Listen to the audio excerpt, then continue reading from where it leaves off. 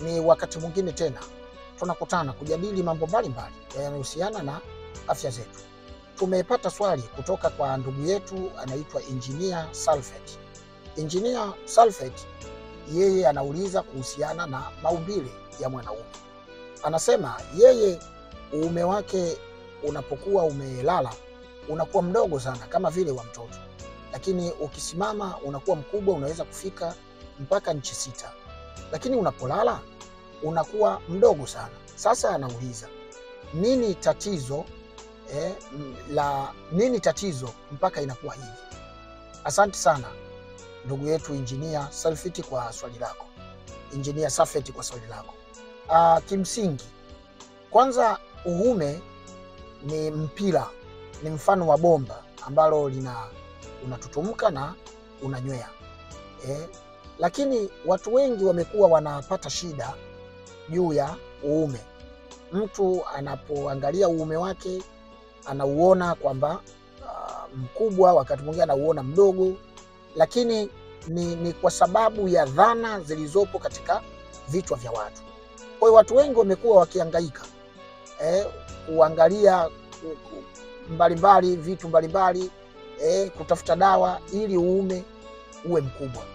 Kwa kawaida uume ni kiungo kinachofanya kazi pindi kinapokuwa kimetutumka. Ndio kiungo hiki kinafanya kazi. Hakifanyi kazi kinapokuwa kimelala ama kimenywea. Na uume haupimwi ima kwa macho ama kwa futi ukiwa umelala, kwa sababu ukiwa umelala uume hauna kazi yoyote. Kwa hivyo ndugu yetu Sulfate, kama uume wako ni inchi 6, hiyo ni standard ya uume. Huo sio mdogo, wala hilo sio tatizo, kwa sababu uume unafanya kazi ukiwa umesimama, sio ukiwa umelala. Uume ukiwa umelala hauna kazi yoyote. Kazi ya uume ni kiungo cha starehe ambacho kinamfanya mwanamke apate starehe, lakini kinamfanya mwanaume pia apate starehe. Lakini uume pia ni kiungo cha kutungishia mimba. Yaani uume mbali ya starehe pia ni kiungo cha kutungishia mimba. Lakini uume ukiachilia hivyo, ndio kiungo cha kutolea uchafu taka mwili kutoka kwenye kibofu na kutoa nje ya mwili. Ziangalie hizi kazi tatu za uume. Kazi ya kwanza ni kutoa starehe kwa mwanamke na mwanaume, yaani mwanaume mwenyewe mwenye uume na mwanamke ambaye mke ama mpenzi wa huyu mwenye uume. Ni kiungo cha starehe, kwa maana uume ni kiungo chenye utamu kwa mwanamke na mwanaume. Lakini kazi ya pili ya uume ndio kiungo cha kutungishia mimba. Yaani mimba, kiungo muhimu cha kutungishia mimba ni uume. Lakini uume ndio kiungo cha kutoa taka mwili kutoka katika kibofu cha mkojo kutoa nje. Sasa kwa kazi hizi tatu uume unafanya ukiwa umesimama, sio umelala. Uume unapolala unaweza kuwa na shepu yoyote na umbo lolote. Hata unapouona mdogo, ndio kwa sababu umelala, hautakiwi kuwa mkubwa.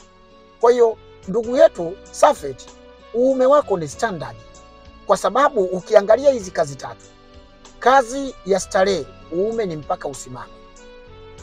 Kazi ya kutungia mimba uume ni mpaka usimame.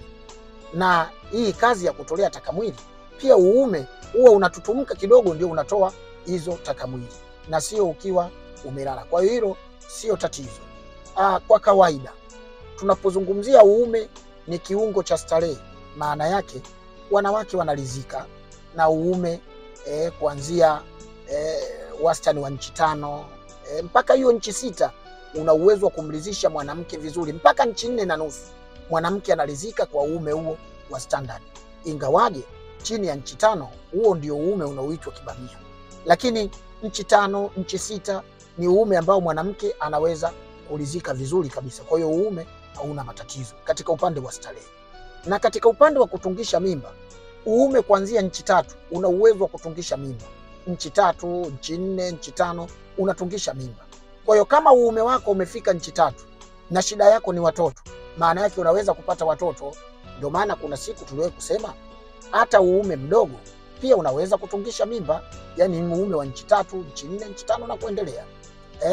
Na katika upande wa kutolea taka mwili, uume size yoyote ina uwezo wa kutoa hizo taka mwili, au tegemei ukubwa. Ni hizi kazi mbili: starehe kwa maana ya tendo la mapenzi ndio inahitaji uume ambao umekuwa mkubwa, na kwa standard ya uume wako ni safi, ni mkubwa, na upande wa kutungishia mimba unahitaji uume kuanzia inchi 3, ndio unakuwa na level ile nzuri ya kutungisha ujauzito.